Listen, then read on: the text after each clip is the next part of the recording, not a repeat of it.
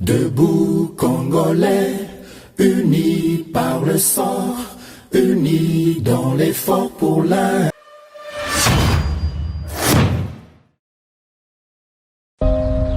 Nous devons ensemble avoir conscience que nul autre que nous-mêmes ne viendra sauver notre nation et que cela exige de chacun de nous une mobilisation tous azimuts. Vous êtes les bienvenus sur Debout Congolais, émission Nabino ba éclairé na Pisibino Matondo Mingi. Pour na Boponi Etando yo ya GCAM télévision, merci pour la fidélité Nabino pe confiance. Oyo bo renouvelaka na samba olonga chaque fois pour memela bino basango ya mai elekaka na kati ya République démocratique du Congo sous un angle différent à travers bien sûr analyse et décryptage ya ba information. Oui malamu ete iratakate na bandaka toujours na justice ensemble pour na ko rappeler biso moral spirituellement était tozalaka redevable na ba acte na biso po justice ya nzambe erataka motote nyonso yo kosala osala ngo na nkuku osala ngo na poisa yeba ete justice ya nzambe eko rattraper yo soki eza awa na sia moite yeba que même dans l'au-delà tu finiras par payer les prix de tes actes yango nazalaka vraiment na tina ko rappeler bino eza ko lekiselaka bino ngonga te pour bino bozelaka information sala yomoko vraiment examen de conscience yomoko sala inventaire ya bomo inayo ota la penchant na yo ezali wapi na mabe to na malamu soko zali mingi focaliser na mabe eza pétard pour changer. Il n'y a que les idiots qui ne changent pas. Actualité na biso ezali très dominé na makambo ya ba jeu 9e jeu à francophonie za république organisé na République démocratique du Congo metoko banda wana te na kanisi intérêt na biso nyonso ezali préoccupé na situation sécuritaire ya mboka na biso. Information à liboso eza makambo eleka ki lobi mokolo ya le 27 juillet militaire moko ya Rwanda ya RDF tokoloba ya mekaki kokatisa batu moko bazali non à règle kokotsa bango na frontière congolaise na baltercation o ezoma ki militaire wana azala ki tué par balle par les militaires congolais na ba échange de tirs. Nous reviendrons sur cette information et toujours nous parlerons aussi de cette dénonciation de l'armée de la République démocratique du Congo FARDC Oyo Bazali ko dénoncer pour une énième fois violation à territoire na biso na ba militaire rwandais bango bakatisaki pour na kokota na République démocratique du Congo mais ba s'opposa ki pe na résistance ya armée na biso oyo repousser bango pour na kozongisa bango epai na bango bokolanda awa communiqué armée congolaise bokolanda pe riposte ya ba rwandais armée rwandaise pe ba répondre ba lobi ezali mensonge. Qu'est-ce qui va se passer? Est-ce que les Congo et les Rwanda tokokende na guerre? Yango mutekozala au cœur et analyse na biso awa tokobimisa angle moko eza important pe information awa komona main forte oyo ba service ya renseignement israélien ezali ko prêter na stratégie ya Félix Tshisekedi ya ko réformer armée na ye ezali ko bangisa ngambo ya Kigali. Nous parlerons vraiment de cette collaboration entre les services secrets israéliens et le gouvernement de la République démocratique du Congo où Félix Tshisekedi a besoin de ce soutien-là pour son armée. Nangambu ya Rwanda ezako sonné mabe. Tokolobela ba information nini ezali couper sa Kagame passe jusqu'à tenir trop de réunions sécuritaires. Ba réunions sécuritaires ezali ko se multiplier. Ba officiers militaires rwandais bazali ko soupçonner main noire ya ba congolais na makambu na bango.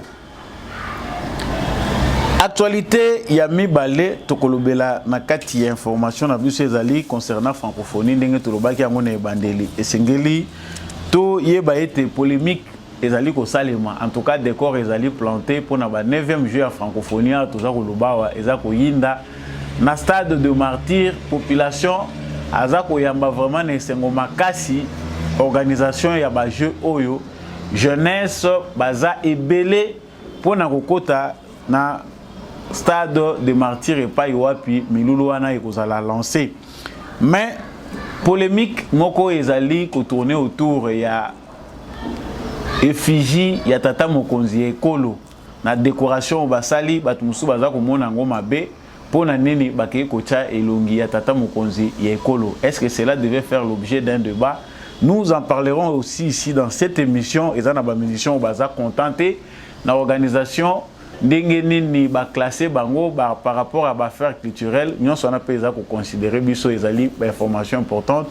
Ferrego là qui venait de jouer dans le stade de Martyr Wana à Kobeta les sous-soutés parce que rival naïe fallait pour pas azali choisi début p ouverture p fin ya ba jeu ya francophonie à kobanda pe à clôturer toujours na cadre wana pona bosu ki se singeli to ba été awa tozali koloba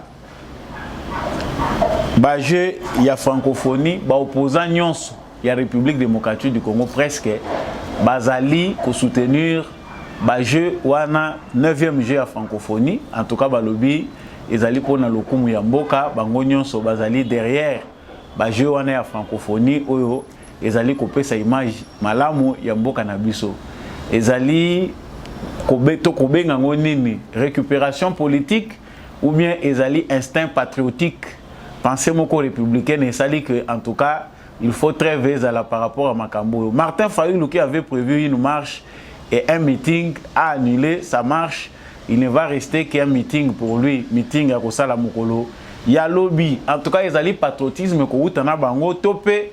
Ezali kaka récupération politique. Voilà point oyo tokosuli sanango émission na biso ya mokolo ya lelo.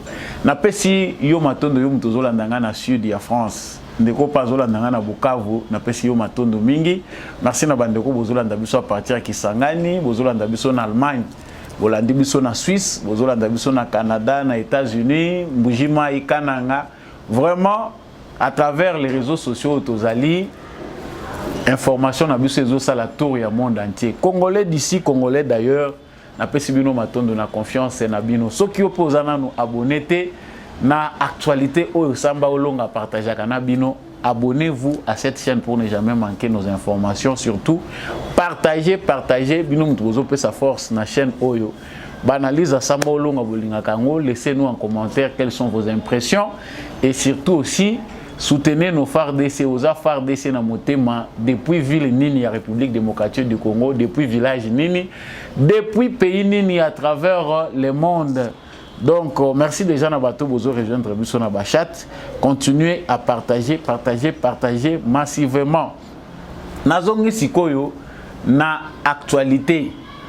Tebi que sujet à est ya République démocratique du Congo est allé très préoccupante. Voilà d'abord la raison pour laquelle Natyango au premier lieu, Batumusu mette manabango ezana francophonie te.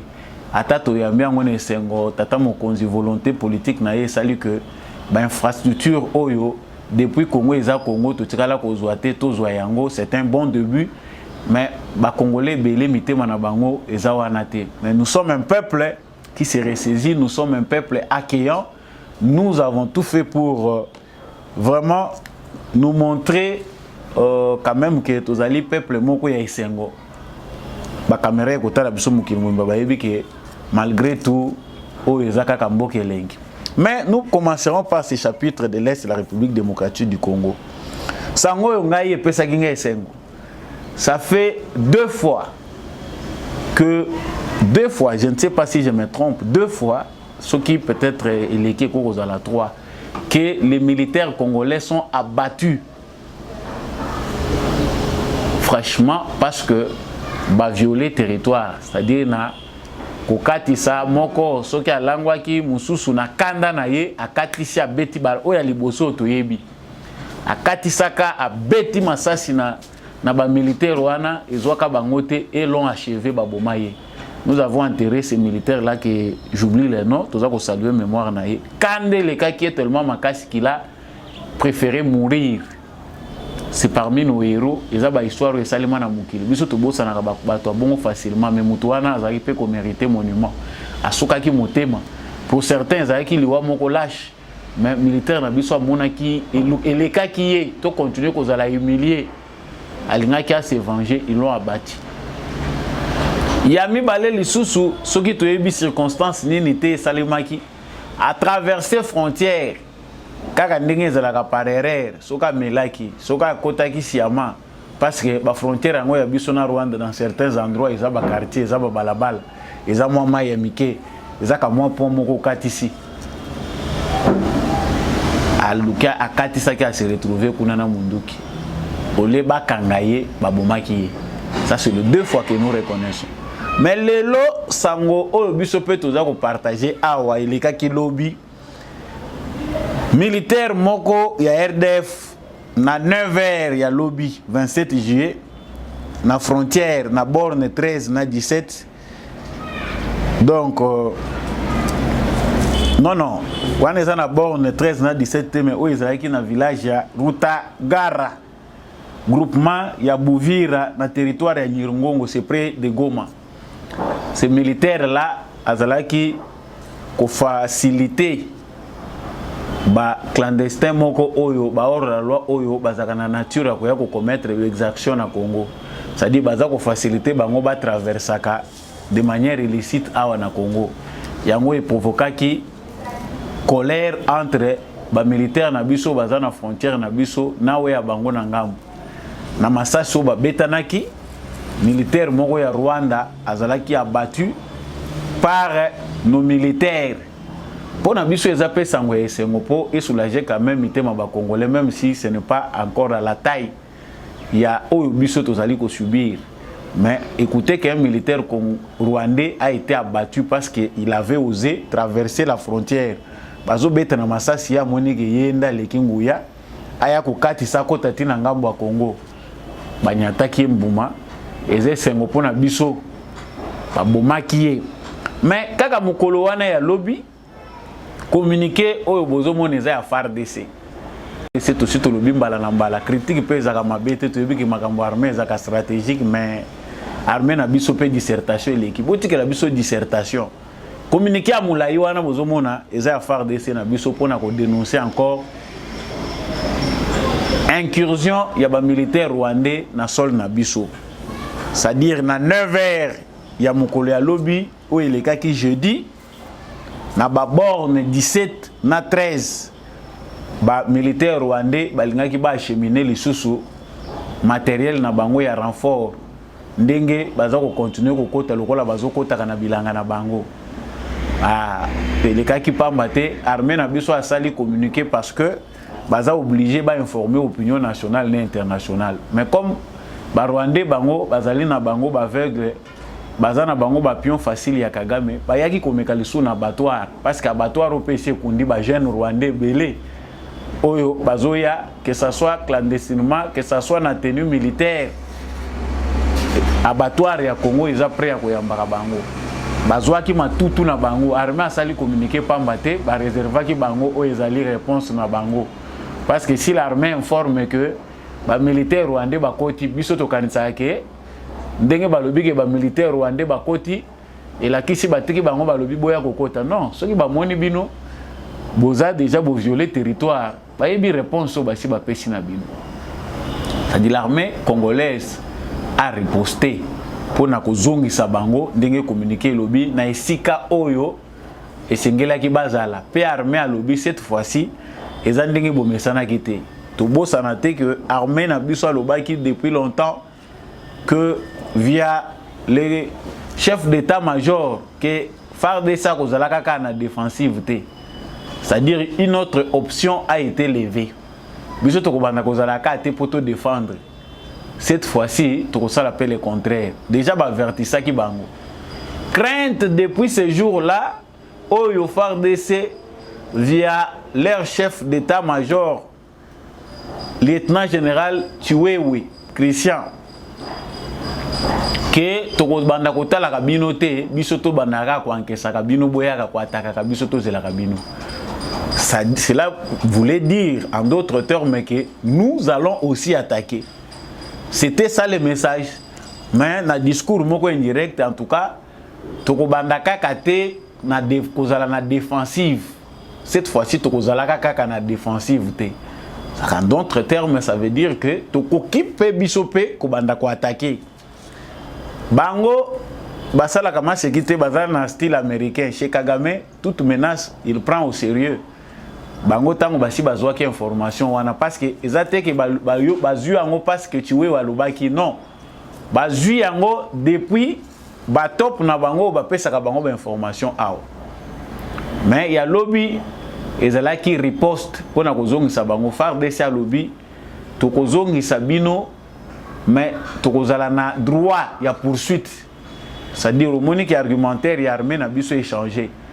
Toko se réserver pe droit à poursuite parce que ceux qui m'ont violé territoire na bino à côté era bozo bingana azoki mal faut bolanda yeti esika uti eze loko biso to sala ka télé Rwanda a plusieurs fois justifié son incursion l'incursion de ces militaires sur les sols congolais na prétexte ya que tozalaki kolanda bato moko ya mabe bakotaki epa na biso tango bazokima tomoni bakoti na Congo yango tokatisaki sans informer. Ah, Congo peut être capable de faire ça. Mais derrière cette actualité que nous partageons avec vous, parce que tout le monde a que le climat est attendu, politique il y a EAC, il y a un côté maï, on ne sait pas qu'est-ce qu'ils mijotent depuis qu'ils sont silencieux là. Parce que 8e mois, balobaki 8e mois, il y a un autre comme septembre, il y a fin, il y a un mois oyo, bango basenga ki ba bakisela bango. Qu'est-ce qui se fait sur le terrain? Rien. Mais l'armée congolaise en préparation a déjà montré à la face du monde sa démonstration.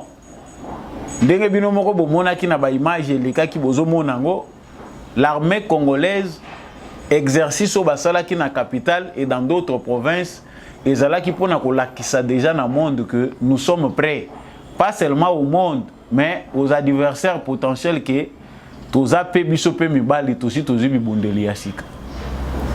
Surtout, Bamakamounion se a communiqué, mais vous verrez que Félix Tshisekedi, chaque année, depuis l'accession à le pouvoir, ils allaient bataillon, c'est qu'ils allaient créer, ils allaient unité spéciale, ils allaient former, ils allaient combattre armée na biso.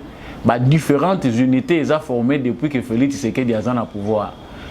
Kabila tika ki biso kaka na technologie ya masasi oyo nyoko la kabatwa na krak beta ningisa oyoki na loboko passe awa toza pe rassurer que pas na biso pe bato bazana arme automatique bazali c'est-à-dire au fini kaka temps elongwe yango moko oyo ebimisaka bapake wana bapake sala pompage mais na munduki exercice à makasi ezate ba unité wana spéciale toza nango. Kagame est déjà informé de la menace, mais la grande menace est laquelle? Menace oyo bomoni Kagame aza kozwa au sérieux. Oyo esali que et comme presque chaque mois Kagame azali ko convoquer réunion à sécurité aza ko vanta ba responsable la sécurité nengonga nyonso ezali menace premièrement il y a renseignement juif. Les renseignements israéliens depuis Félix Tshisekedi asala ki visite na Israël kozonga na ye awa ba engagement zwaki collaboration moko esalamaki. Félix Tshisekedi que ça soit à travers la société privée israélienne, topé gouvernement israélien, bazali na collaboration ya ba renseignement. Plusieurs fois, ceux qui voyaient bien au Félix Tshisekedi azako dénoncer incursion armée rwandaise avec preuve à l'appui, ezali grâce ya ba drone militaires israéliens. Il n'y a pas seulement que les drones militaires israéliens, mais Félix Tshisekedi, dans son souci de démanteler les réseaux de Kagame au Congo, de détruire ces réseaux-là et de déboulonner Kagame afin de l'exposer au monde, a préféré entrer en collaboration, en connivence stratégiquement avec les renseignements juifs. Donc, dans le moment où Tozako Lubanabino, outre les autres armées étrangères, les autres armées étrangères, ou bien les autres pays qui collaborent avec l'armée congolaise, les renseignements juifs et l'armée israélienne, bazali ko travailler makasi na armée la République démocratique du Congo. Ce qui renseignement y a armée congolaise et comme et mati makasi, c'est grâce ya ba juif. Donc dans le moment où tozali koloba, les renseignements congolais sont en train d'être réformés sur base de la stratégie ya renseignement israélien. Yango Moutezali ko permettre que les militaires na biso bazwa beaucoup plus des informations.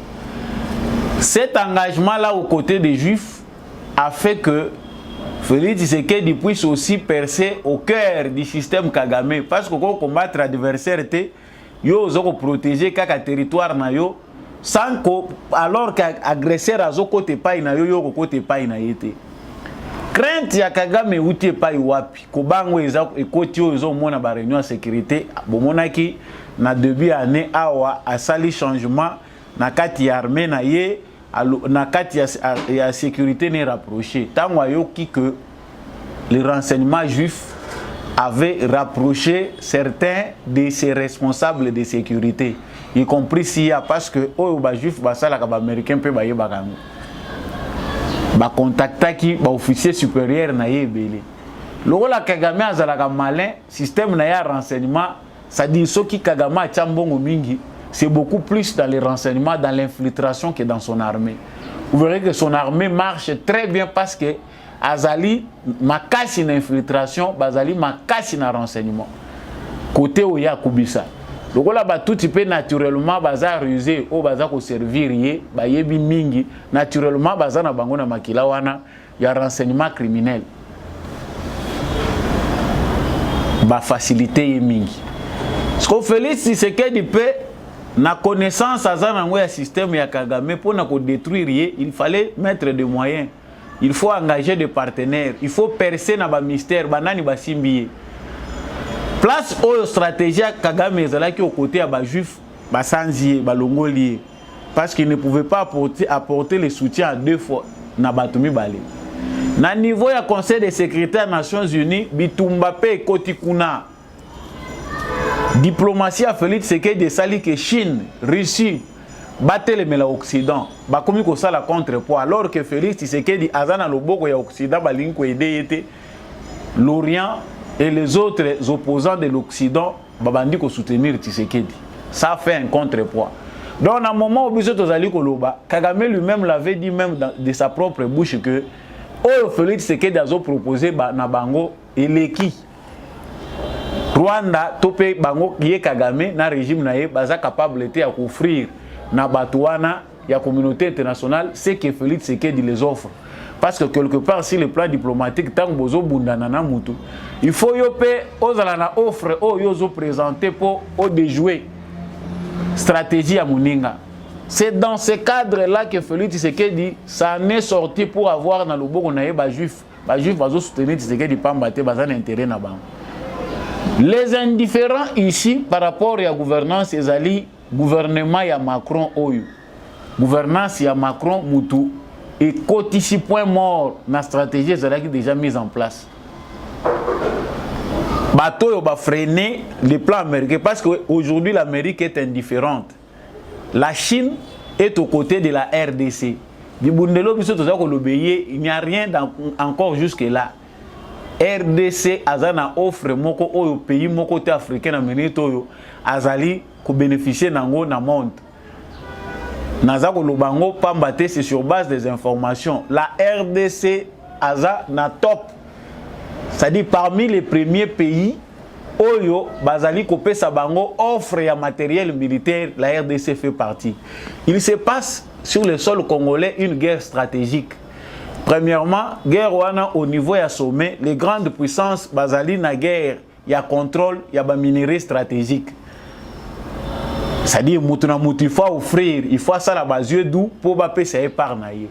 Le mieux implanté dans la politique ya Congo, ba contrôler la politique ya Congo, ce sont les Américains, les Occidentaux en général. Mais bazali ko perdre influence wana à cause ya irresponsabilité na bango. Moutuna bango va soutenir qui parce qu'ils n'ont pas soutenu tous. L'Occident était divisé lorsque Félix Tshisekedi accédait au pouvoir. Bazalaki divisé. C'est l'Amérique ne moutou attiré ba partenaire moussous ya Congo bandima élection à Félix Tshisekedi ba soutenir rien. Amérique wana ya Trump.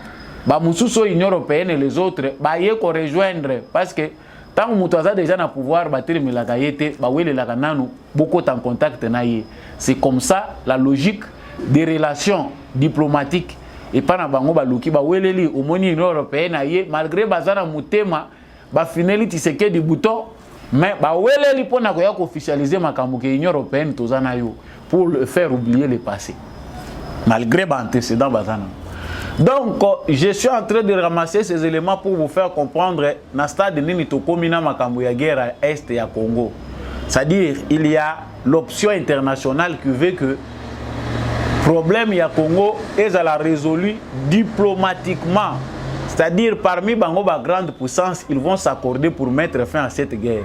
Et l'accord international c'est que les États-Unis qui ont une lourde responsabilité dans la déstabilisation de la partie est du Congo, dans la région Mobimba Grand Lac, il faut retirer puis on a Bango Azali Kagame. C'est ce que les démocrates américains ne sont pas encore prêts à accepter. C'est ce que les Français ne sont pas encore prêts à accepter. Les Français pena bandimi angote France ya Macron bazana onasima Kagame, les Anglais bazana onasima wana bango wana nde basali front commun ya résistance baza ko entêter Kagame. Mais la stratégie de Félix Tshisekedi ici est en train de donner des résultats parce que plus mikoleza koleka plus influence na bango pe zo comme ridicule parce que beaucoup zala suna moyen ko s'imposer te Tshisekedi avance et lobi nango Irma Cohen aza lokola tortue azoya malembe besika pa bomba mi boza ko yeba yete. La stratégie de Tshisekedi est en train de surprendre la communauté internationale. Bango ba mona ki ezoba ba mona ki mutu oyo aza capable te ya ko réaliser makambo ndenge eza ko leka boye. Mais voilà, au stade où maintenant nous sommes arrivés, bango bandai kotala ba mona position ya Tshisekedi baza ko yeba position na yete. Je vais 50-50. Non, Nazana Bino, Nazako travail. Aujourd'hui, ce que l'Amérique pouvait faire à grande vitesse, c'est fait. Tshisekedi est en train de le réaliser seul, sans l'appui des Américains. Or, selon l'accord Nabango avec les Américains, selon discussion, Tshisekedi n'a pas américain va accéder au pouvoir. L'armée congolaise, camp militaire, réforme armée il n'a que salima na soutien makasi ya ba américain bazalaki d'accord ba ebisiye que biso moko mutu tozozongi sa sécurité na mboka wana nous allons soutenir l'armée congolaise réforme wana biso mutu ko apporter soutien au moment où toza koloba Tshisekedi est en train de le faire seul stratégiquement en mobilisant d'autres partenaires ce qui est un danger pour les Américains parce que mutu tant azo évoluer seul boaza ko kuba aza ko kemba quelque part pas comme un mouté mamabe. Donc pendant Zouabino temps et vous comprendrez ici que ici les Juifs qui sont mis à contribution bah comme ils ont contribué ma casse na Tshisekedi même aux États-Unis. Et pour ceux qui sont aux États-Unis bah yebi que bah Israéliens bah ça ma casse n'a pas influencé politique étrangère et États-Unis d'Amérique. Bah tout y avantage au bango bazalaki nango ya ke ba bomba bango ba enfant chéri na États-Unis ba adopter bango na Grande-Bretagne, France, Belgique, Union européenne, na Nations Unies partout on les avait implantés. Tshisekedi seul avec sa diplomatie les a déboulonnés. Au stade où nous sommes arrivés, ça passe ou ça casse. Tshisekedi a déjà levé l'option de la guerre parce que ce que tu l'as dit langage armé na biso tozo comprendre déjà que on est prêt. Dibundelio Tshisekedi azoluka mususu kutu eza dangereux parce que non France tango ayoki ke Tshisekedi kotoyo azali na prétention ba avion de chasse ba char ba lance missile ba biloko makasi Tshisekedi azana besoin qui a s'équiper à s'armer ba kei ko fongolela Kagame porte ya ba radar anti-aérien. C'est-à-dire missile union ce koya likolo radar et permettre que banda ko kangela bango yango yango toka ki Rwanda za ko beta c'était mikoleleka ki non voilà biso toza déjà prêt à défendre le territoire na biso na menace union ce koya la France. C'est-à-dire cette guerre n'est pas seulement au stade de biso toza ko mone lango na C babomi militaire rwandais OM23 saliboy. Cette guerre a une dimension internationale. Les grandes puissances aussi se battent mais la stratégie d'un homme qui est Félix Tshisekedi et mettre la communauté internationale KO. Tant que la victoire est congolaise, ils ont imagination, ils ont simple espoir. Non, la diplomatie de Tshisekedi a déjà gagné. Dans le contexte du droit international, les Nations Unies n'ont pas d'autre solution que de retirer Kagame de la scène politique. Ils allaient devoir na bango. Ils vont dire na mesa na bango et kangi singa na bango nyonso na kingo. C'est-à-dire maintenant, les politiques que les multinationales utilisent sont en train de dire à l'air multinationale, ba patron na bango que moyen tout ça la autrement exacté. Mutuna bino facilita kabino muyibi na Congo poto zula na madusu wana. Awa, il n'y a plus un contexte clair pour les soutenir. D'où les déclins de Kagame. Donc, nyonso yazali ko sala awa, azako luka komata, eza entêtement moko et komimaye nulle part.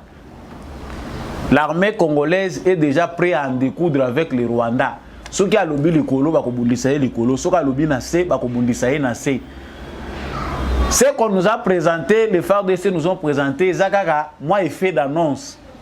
Mais l'armement, c'est plus que ça. Chine a lobby naza prêt. Congo, soko lobby technologie moderne naza nango. Russie a lobby soko lobby naza kopé sayo. Amérique a commis observateur. C'est ridicule que notre partenaire privilégié devienne un observateur pendant que biso tozali ko vivre na makambo eza yangote. Donc, biloko toza komona ya ba prestataire privé israélien, ya Beni Total, Benital Security, bazali ko former ba militaire na biso ya ba force spéciale ya garde présidentielle, bazali pe ko contribuer na renseignement, bazali ko pesa biso ba drone et pesi Kagame panique totale. Réunion ekotaki soki avant-hier na Kigali. Oyo bakote saki lisusu na banai na ya sécurité. Il soupçonne tout le monde. Awa biso ndenge biso pe toza ko telemela awa bato yo bazali en connivence avec lui Kagame. Kagame c'est ça aussi en insécurité chez lui. Yeba ke soki muto akomi lisusu na confiance à ba collaborateur nenyon sauté presque. Donc confiance est diminuée na ba collaborateur muto wana koma en danger. Donc Kagame a commis ko gange la pamba ba officier militaire na yeke bazo sala musala ndenge sengelité. Ceux qui bango balingi baya kokota na Congo, tout est connu. Bazana besoin ba kotela na porte tel faire de ça sali communiquer. Bango pe ba sali communiquer na bango ndenge bozo mona ya bango wana. Bango pe ba sali.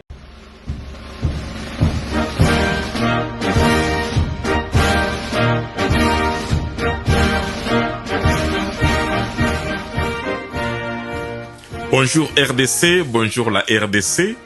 Nous vous présentons la TTM, la Tourism Transformation Mission. Nous sommes avec Master P, qui est le réalisateur de ce programme, et on fait usage de Ayaboulé la production pour ce programme. Nous vous présentons la TTM, qui est un espace catalyseur pour pouvoir développer les programmes de tourisme de la RDC pour l'Afrique et envers le monde, selon certaines lois que je vais bientôt vous citer. Merci beaucoup. Je m'appelle Samuel Kassere Kamisemengo.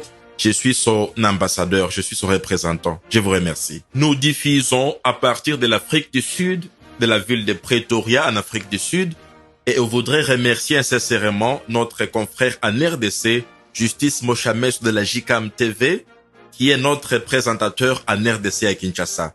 Merci beaucoup. Sous la réalisation 58 232 de 1975 des Nations Unies et revu et amendé le 23 décembre 2003, la Convention Retosa, Regional Tourism of Southern Africa du 14 juillet 2015, la loi nationale 46 de 2013 et la loi numéro 3 de 2014.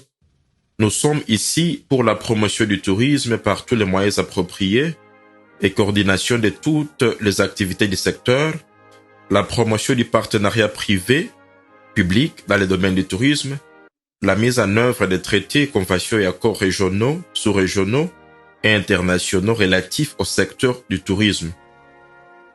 Nous faisons également recours à cette industrie pour combattre la pauvreté et le chômage cuisant qui font ravage en Afrique subsaharienne pour la jeunesse. La tranche d'âge, selon la loi qui est de 18 à 35 ans, les familles monoparentales ou les femmes seules, aussi papa seul, et la famille, la catégorie de personnes vivant avec handicap. Ce sont ceux-là que nous voulons, n'est-ce pas, assister. Deuxièmement, nous voulons adresser en fait, attaquer les problèmes de l'économie de la RDC qui représente une transformation structurelle très limitée, le problème de la pauvreté, parce que le tourisme est un beau catalyseur. Nous voulons aussi... Ils disent, non, FARDC est des manipulations. Ah bon, manipulation, l'ongé bino, et comme FARDC penda za ko manipuler. FARDC za ko luka ko manipuler, bango baza ko reconnaître invasion anate ko kota. C'est vrai, sachons-les que ba communiquer autour de mikolo yo, bozo ngo pe de manière stratégique. Biso déjà ko poeza ya kotonda. Et l'eau etikali za ko kota kuna. C'est que Tshisekedi attend. Ils allaient manœuvre internationale, mais il est déjà saturé. Les blocages s'appellent les États-Unis d'Amérique, Bandokiwana. Monsieur le président de la République, que ce qui balèque ici, il faut que ça bango. Parce qu'Amérique, Azako n'a pas signé au Congo. Oyo bango moko ba créer. Mazoyo Tshisekedi non option à guerre biso to lingi angote. Nous ne voulons pas que guerre éclate entre les deux pays, la guerre. Mais guerre, vous ne voulez pas la guerre, mais pourquoi vous ne retirez pas votre pantin? Pour vous qui me posez des questions, je pense que Magambo Italie à Est, Yangoana Tozui Biano. La guerre à l'Est du Congo va retourner d'où elle est venue comme leader Nabiso Ebele Balubakango. Mais éthiquement touche finale. La communauté internationale doit accepter d'être ridicule. Il faut pas s'humilier. Ils allaient faute na bango, bandi ma rendre biso justice. Mais cela ne se passera pas sans mobilisation des Congolais. Nango na linga ko suki sa point ote sangi na la musabino. Bando ki baza ebele na Congo. Il faut batu oyo ba ko comprendre, ba comprendre ngo que eza important que biso ba congolais tous à la debout biso ke linge kota na filet na nukute koti te momoni ba supporter ba si ba ganga ki ba si ba telemi bino ba congolais bozo kanisa ke nyonso ba koyelo en plat ba yelo na plat ba yeko servir yo non faux. De la même manière que notre président est en danger, le virage est dangereux, restons debout. Polémique yo autour ya ba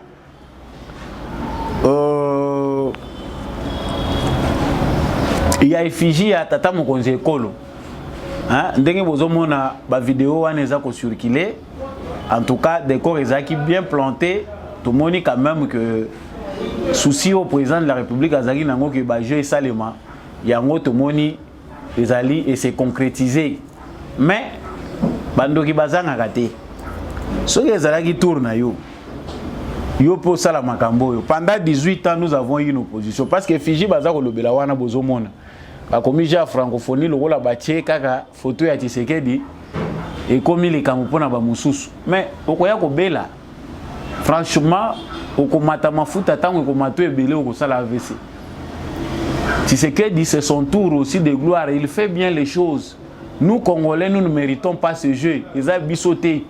Ce qui est pour nous dépendre pour nous biso ba congolais ba infrastructure to kozwa ngote biso changement to lingi ya lokola na plateau ba yeko kabela yo lali pongi ni tete la force politique de Tshisekedi, gratuité de l'enseignement de base to linga ki to mona ngote congolais linga réunir ba conditions nyonso et kozala réunir mu colonie.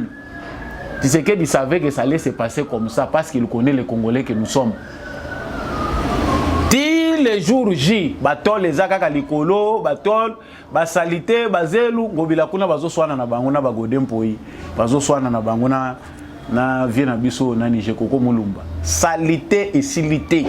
On se demande qu'est-ce qui se passe dans la ville de Kinshasa si les grandes artères, ba boulevard ya minene oyo ezalaka, ba paya ba kote laka, ba nzela kutu ya kati te, mais oya minene. Difficulté ezali ke ezala propre de manière régulière.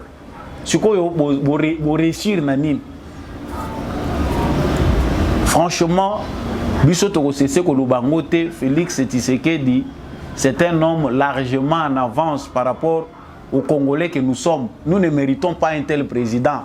Ce sont des éloges mérités au Touzakopé. Cet homme à lui seul est en train de nous tirer du trou où nous sommes. La mentalité n'a pas mérité changement. La mentalité n'a pas $5 comme à 500 parce que mutema mabena ki ndokipe koti na kati. Hein?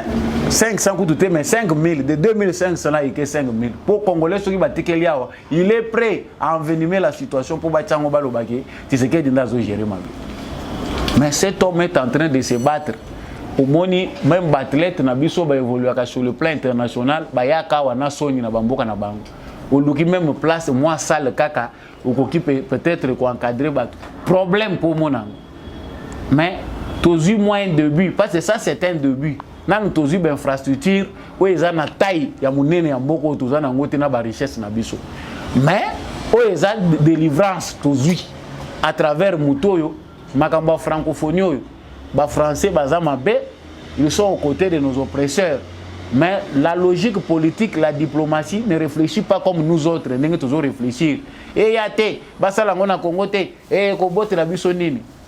moi je suis fier. Il y a un basket et Bossani Chopé au Congo. Au talipé match à basketball, au Bimé Libanda. Ah, ça fait quand même la fierté. Malgré Ngobilazo, mais la buso en sur l'équipe na salité, mais on sent un désengagement total de la part du gouvernement provincial dans Makambo, président de la République à Zakosala. Et là, on se remarque que nous sommes Zakosala. Pour tout le bagaka, tout le bomba, mité mangoueza sandoukoute. Makambo zo sale mamalambo, nous avons mobilisé le monde entier bazakota la buso ba caméra. Mais nous profitons aussi en ce moment pour vendre l'image de notre pays. Bino bozuka ka ba publicité ya ba Vodacom na ba nini yango botondi si pombongo boyebi ke bozoka ba intérêt na bino mais l'intérêt national ministre ya tourisme azawapi donc eloko yo yebite ministre ya tourisme ezali que na moment oyo tozali awa ba paya baza kokota ba panneau publicitaire o etondi tondio mais il faut ezala remplacer ata na fond na flore na biso ba gorille de montagne batu baye ba kiamboka ngo toyende biseka balobaka ba gorille ezalaka bani ba gorille ngo ezalaka wapi on éveille les soucis ya ba touristes wana baye ko visiter mboka na bino ba okapi ngo balobaka ezalaka wapi ba photo ba okapi na stade de martyr botondi sikaka ba nini ya ba Vodacom na ba nini otoza ko loba ya publicité mais ya image ya mboka. On devait voir aussi na Kamboya francophonie ou aéroport bazoya ba boni ba Fiji ya ba okapi ya ba gorille de montagne faune flore tous na ba espèces rares et belé ou eza unique kaka pona RDC. Mais ministère ya tourisme soki to lebi bobino bo kansa toza ko loba mabe ministre ya tourisme ngana zo continuer ko belela yo na moment oyo toza ko loba oyo ça devait faire notre fierté de vendre avoir aussi plaque moko ezali pour renseigner batu tourisme tala biloko tozana ngona Congo eza nulle part au monde bato bazoya na cadre francophonie baza koleka ngana yebite soki otiango quelque part biso toza koyebate mais tant que moni présentation à ba jeu mais si on mettait dans les différents sites là ba panneau ezali ko vendre image ya ba espace touristique na biso ça serait mieux ça coûte quoi il passe penda kia di makamusu to kolobawa ceux qui ont lobby boyo bazali ko bonisa ceux qui honorable ceux qui baza ko sala ceux qui nini pona ko nyoko la mboka et tout ça ça fait très mal. Nous avons une opposition na moment de za ko lobawa ezaki na bateau bazaki na activité na bango toute l'opposition congolaise s'est rangée derrière le jeu de la francophonie. Pensée républicaine, comportement patriotique ou bien ils ont une récupération politique. Tout d'abord, il faut savoir que batamité mobé bazalaki belé baja francophonie babundisi yango mingi il y a même eu des journalistes belé babundani nango baja francophonie yango tina nango nini boy boko telemela non avant na kota na page ya opposant na moment toza ko loba awa ba hotel na biso ezaya kotonda bato baza ko faire louer ba mituka baza ko faire louer mituka na bango ba hôtel ebele eza na centre ville eza ko répondre na ba norme et yambi ba diplomate et yambi ba délégation ba mboka ebele ba athlète bango ba bombi bango na ba bisika o ya bango mais nos hôtels font l'argent ceux qui bozalaki pe na ba service traiteur ya ko yamba o ebele po ba musuba lobi o ba koseli bango makambo eza tozana ba service awa ba restaurateur baza capable ya ko yamba 4000 personnes. Isidore, monsieur Isidore, Atalaki Bienté, il ne s'est pas bien renseigné. il y a des restaurateurs qui étaient capables de nourrir 4000 personnes. Bango balansaki offre wana malamu te bakendaki nango likolo likolo. Tant mieux, ils ont fait exercice bapeshi biso. Ça c'est une ouverture. Awa toza kolobana bino, Félix Tshisekedi a gagné le coup. Il va montrer au monde que makambo biso tonga toloba awa insécurité baza kolika ba créer biso ke zawa na Kinshasa eza partout, vendre une mauvaise image du pays na maye wo. L'insécurité on sait que zali na coin peu ezalaki, mais oyo balingaki ba créer biso awa ezali pona ko détruire image ya mboka, to attirer ba investisseurs te bato balobaki mboka wana ate kuno koko nyata makolote. Mais les efforts de cette personne nous ont amené là. Si ko ba opposa balamuki tout le monde a deux dombaches à lobby en tout cas baja francophonie bison so derrière Délice sang à lobby en tout cas bison derrière baja francophonie ba opposant presque ebelé ba lobby te baja francophonie sauf certains kabylistes qui ne voient que le mal. Mais pourquoi? C'est une récupération politique. Biso pe ba tutoza ko mener ba enquête na biso to yebi que Congolais za ko souffrir, mais le peuple congolais est un peuple accueillant. Peuple moko oyo asanuyaka te na koyamba bato. Des fois il comme peu faiblesse pour to komi na biyamba yambo nde to yambi bandeko na biso mususu oyo to kotanga ba kombo te ba ya koloba na ngai ke o naza ko soki ko prêcher haine tribale, haine ethnique. Bandeko na biso mususu to yamba wa oyo memeli biso ngambo. Eza po to lingi ko yamba bato to zana esenga ko yamba bato. Le peuple congolais a vu ce que Tshisekedi a fait, les Kinois ont vu. L'impression que nous avons, les Kinois ont été émerveillés. Ils sont très émerveillés par cette action. Volonté politique, sauf qui infrastructure et salami na volonté à boyer. N'engue partout, où nous avons besoin d'infrastructure, mais les Arabes. Bato bazo kamwa na tamuke ndenge ba infrastructure et télémimbango biloko bato bazo tala balobi et salami pendant combien de temps. Mais pourquoi vous ne mettez pas cette volonté à faire lorsqu'il s'agit de d'autres projets? Si quoi ngouema au Congolais azanango implication ba Congolais nyonso ba moni te ba jango kozala wapi bato nyonso bazali mobiliser que non il faut participer, c'est beau eza kitoko malgré nzala na bango, mais bato ba moni que eza kitoko, ça il faut féliciter. Mutu nyonso azobeta maboko 20 mai ezala ki salité abandonné aujourd'hui transformé.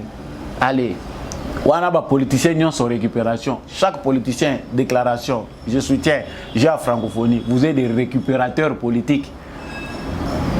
Si de la même manière vous vendez image à malam pour mboka na bino nde to beti maboko parce que ba caméra monde goya pour Congolais ya komona ngando kité, non je ne suis pas contre la francophonie pour boyoki que Congolais aza d'accord nango yango bino nyonso boyoko kota na kati récupération politique.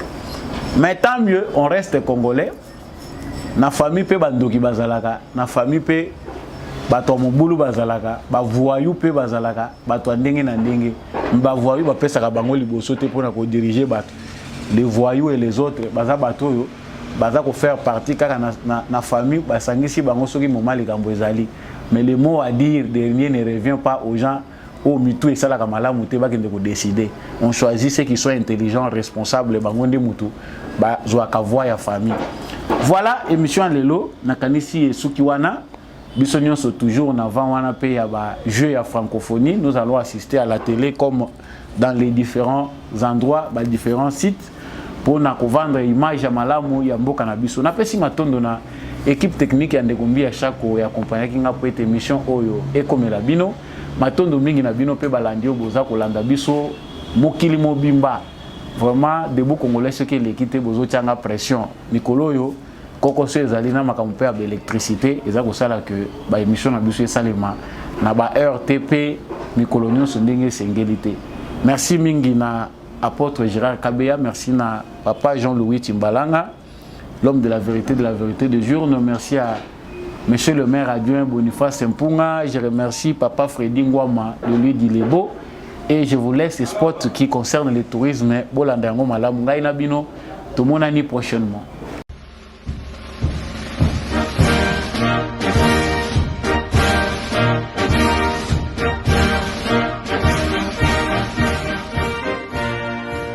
Bonjour RDC, bonjour la RDC. Nous vous présentons la TTM, la Tourism Transformation Mission.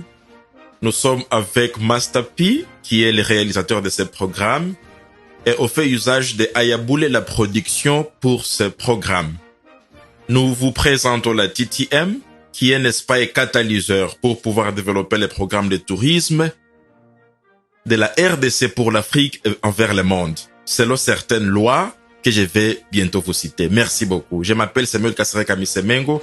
Je suis son ambassadeur, je suis son représentant. Je vous remercie. Nous diffusons à partir de l'Afrique du Sud, de la ville de Pretoria en Afrique du Sud, et on voudrait remercier sincèrement notre confrère en RDC, Justice Mochames de la JCAM TV, qui est notre présentateur en RDC à Kinshasa. Merci beaucoup. Sous la réalisation 58-232 de 1975 des Nations Unies, et revue et amendée le 23 décembre 2003, la Convention Retosa, Regional Tourism of Southern Africa du 14 juillet 2015, la loi nationale 46 de 2013 et la loi numéro 3 de 2014. Nous sommes ici pour la promotion du tourisme par tous les moyens appropriés et coordination de toutes les activités du secteur, la promotion du partenariat privé, public dans le domaine du tourisme, la mise en œuvre des traités, conventions et accords régionaux, sous-régionaux et internationaux relatifs au secteur du tourisme. Nous faisons également recours à cette industrie pour combattre la pauvreté et le chômage cuisant qui font ravage en Afrique subsaharienne pour la jeunesse. La tranche d'âge, selon la loi, qui est de 18 à 35 ans, les familles monoparentales ou les femmes seules, aussi papa seul, et la catégorie de personnes vivant avec handicap. Ce sont ceux-là que nous voulons, n'est-ce pas, assister.